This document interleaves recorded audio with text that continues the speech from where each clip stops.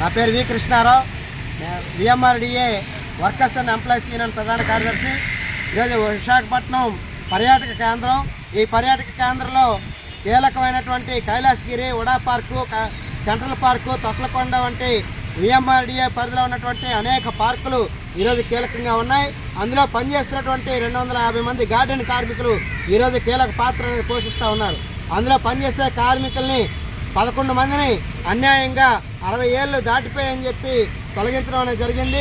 మరో 8 మందిని మరో 7గురిని ఈరోజు కార్మికుల్ని అంటే లాంగ్ లీవ్ పెట్టారని చెప్పి అనారోగ్య కారణంగా, ఇంట్లో ఇబ్బందుల కారణంగా 10 రోజులు 15 రోజులు సెలవులు పెట్టారని చెప్పి వాళ్ళని తొలగించడం అనేది చేసింది కమిషనరు తొలగించారు.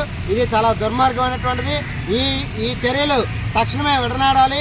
తొలగించినటువంటి కార్మికులందరినీ కూడా విధుల్లోకి తీసుకోవాలని చెప్పి మేము సిఐటిగా డిమాండ్ చేస్తూ ఉన్నాం. ఇప్పటికే 11 మందిని తొలగించి ఏడాది పూర్తయింది. మిగతా 7గురిని తొలగించి 5 నెలలు అవుతుంది.